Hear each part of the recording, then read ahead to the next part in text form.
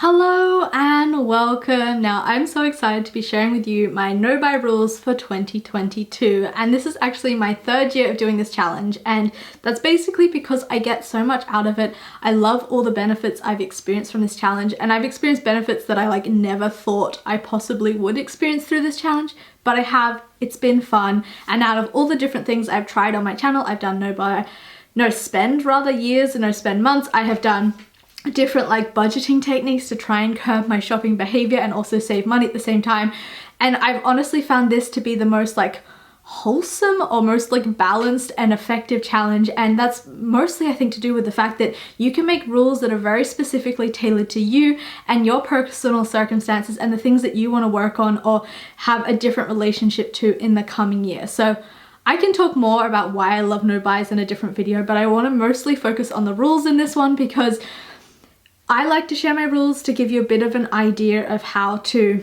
maybe go about and create and get a little bit of an inspiration for your own rules, but ultimately you have to specifically go down and tailor it to your own personal circumstances. But if you take that time to really create rules and think about yourself and your own shopping behavior and the things that trigger you, the things that you really love, and how does your shopping get sparked, I guess, and then write rules in relationship to that, that is what's going to really help and benefit you throughout this challenge and be the most effective way you can execute this challenge is if you spend a good amount of time on your why. Obviously, we always talk about that when it comes to challenges, why do you want to do it, but then also really on your rules and have your rules relate to your why, etc, etc. So let's get in, and yeah, if you are wanting to do a no buy in the coming year, I'd love to hear why you want to do it in the comments below, or a low buy, no buy. I feel like they kind of fall in the same category. It's just how you tailor your rules and how tight you make those rules, I guess. So anyway, this is my will not buy list. So I'm going to read it out and then talk you through it a little bit. So I have clothing, underwear, lingerie, swimmers, shoes, jewelry, pouches / bags, accessories, decor, bedding, appliances, homeware, makeup, skincare, experimental toiletries, stationery, craft supplies, books, games, tech, gadgets, sports equipment, new hobby things. We're going to talk about hobbies, new hobby things, pleasure products, plants, and alcohol. So that's quite a long list. However, it could be longer. Now, the thing that you might have noticed is I've written clothing, and then underneath clothing, I've unpacked that to include underwear and lingerie and swimmers. Now, the reason I've done this, and I suggest that you do this as well, is when it comes to broad categories like clothing or toiletries or makeup or decor, whatever it is, not only write the broad title, but also unpack it to include the things that specifically trigger you. Under clothing, if you're someone who can't walk away from a good dress, if you see a good dress in the store and you absolutely find that the hardest thing not to buy, then write that. Write clothing and then write dresses. For me, I'm always randomly ending up buying underwear or lingerie. That seems to be the thing that tempts me the most. And also in the past 2 years, I've also bought swimmers when I didn't really need to buy as many as I did. I should have just bought one, and I ended up buying 3 pairs of swimmers for some ridiculous reason. So the idea is that you make it really clear to you so that you can relate and know exactly why you've written dresses down there. Same with decor. If you can't walk away from a throw pillow or candles or whatever it is that most tempts you, put that there. Now, I've written toiletries and then experimental toiletries because basically I do have toiletries in my will buy list because I am going to need some basic toiletries throughout the year. However, the place where I go wrong is if I put it on my will buy list and then I don't clarify for myself what I mean by it, then I'll end up buying more in that area, if that makes sense. Because I've said that I will buy toiletries, but then I said I won't buy pretty much everything else. And then it means that I will then find a way to trick myself and sneakily buy more things in the toiletry category. So what I have to say is no experimental toiletries, no random guava shampoo or a random body scrub that I don't actually need, and only get the things that are necessary and essential. And I feel like that applies also to the skincare category as well. So that's why I write those things and unpack it in that way. And that's how you really tailor it down for you and who you are. So you have to spend a little bit of time thinking about that, but that's really what will personalize the rules besides just doing those overarching categories. So the things that I've written here, I know are areas where I have either purchased stuff in the past or are in some way a problem area.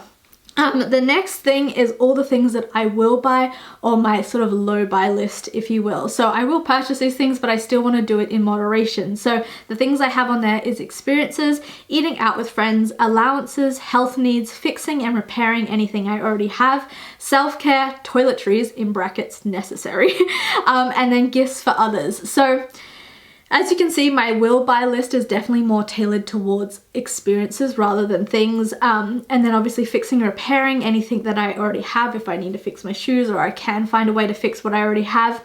Health needs for me covers like vitamins, or if I need to go to the chiropractor or whatever that might be. And then on here, you don't see like bills and gas and groceries and those kind of items. Now that's because I'm right now currently doing a volunteer position whereby all those basic things are covered, like health insurance and all that. So I don't feel like I don't need to put that on the list because that's just already included in the volunteer work I'm doing. But if you are living like a normal lifestyle, I'd say pretty much everyone who's going to watch this video, you will need to, well, you don't necessarily have to, that's kind of up to you, but you will probably end up putting those basic things just to get through life. And also that includes any subscription services you still want to participate in.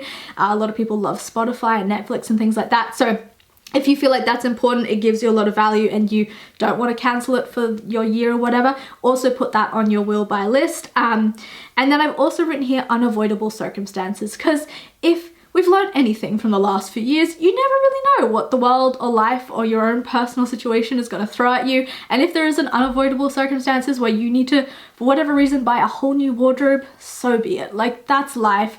That's the reality of things. Things have to have flexibility, because as human beings, we're like changeable, flexible people. Stuff happens. It's a reality.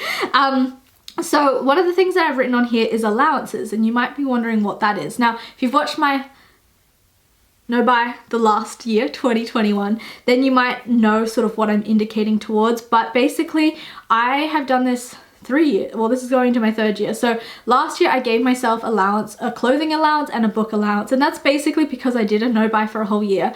It wasn't like amazing successful. I definitely bought a lot of things, but I realized I wanted to allow myself to look forward to and make a couple of purchases in the year. And I knew that one, I'd need to buy 1 or 2 clothing items anyway because I was moving to a colder circumstance. So I gave myself the allowance of 6 clothing items last year. And I think I used either 4 or 5 of them. I have to look that up when I do my final totals.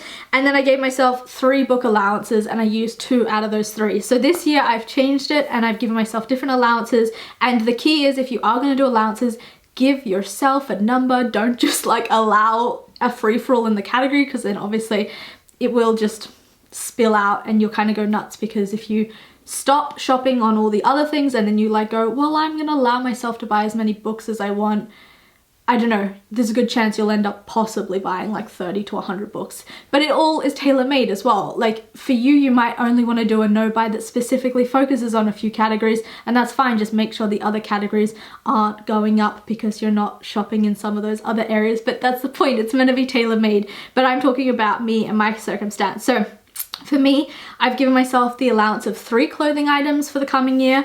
I've gotten into makeup. It's been my new hobby of 2021. I really, really love it. I was super fortunate to receive a bunch of hand-me-downs, but I have said that for the coming year, I'm going to give myself the allowance of 3 makeup items. Now, one of those things probably is going to be like repurchasing a mascara, because that needs to be repurchased more often, but then it might be like one treat thing. And when I do that, it means that the things that I have purchased throughout the year, I really like, I try not to buy anything straight away in the beginning. I try and hold that allowance towards the end, and then really think about and create a wish list of like the 1 or 2 things or handful of things I want to get. And I've also said, because I probably will need to anyway, buy a new pair of shoes. So I've written 1 pair of shoes as my allowance. So that's kind of how I've done that allowance system.